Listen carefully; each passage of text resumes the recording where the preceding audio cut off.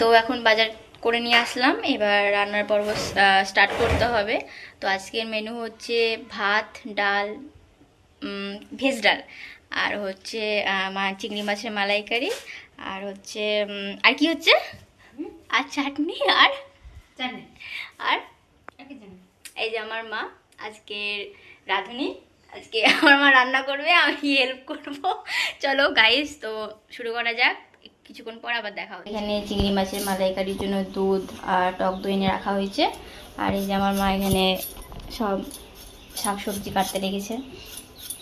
Time হয়ে গেছে অনেকটা টাইম, এই যে 12টা বাজছে আমাদের, এখন শুরু হচ্ছে। তো আবার কিছুক্ষণ পর দেখা হচ্ছে। আমাকে মটরশুঁটি ছাড়ানোর জন্য দিয়েছে, আমি এখন এখানে মটরশুঁটি ছাড়াচ্ছি। এই যে মটরশুঁটিটা তাড়াতাড়ি ছাড়িয়ে নিই, না তো খিদে পেয়ে গেছে, এমনিতে 12টা বেজে গেছে।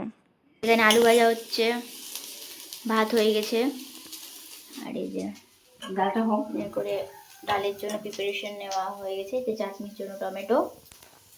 চলো আবার কিছুক্ষণ পর আবার চিংড়িগুলো এখানে ভেজে রেখে দিয়েছে আমার মা, কিন্তু আমার এই দেখে এখন খুবই খিদে পেয়ে গেছে, আমি আর ওয়েট করতে পারছি না কখন খাবো। চলো তাড়াতাড়ি রান্নাটা কমপ্লিট করে খাওয়া যাক।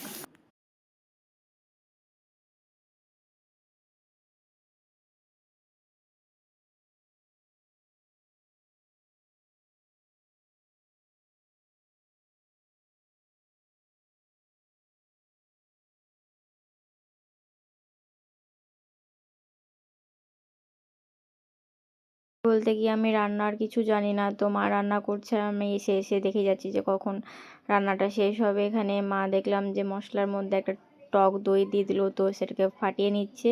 তো চিংড়ি মাছগুলো দিয়ে দিল, কিন্তু আমার সত্যি বলছি আমি রান্নার কিছু তো জানি না, কিন্তু আমার খুব খিদে পেয়েছে, আমি সেই জন্য ঘোরাঘুরি করছি।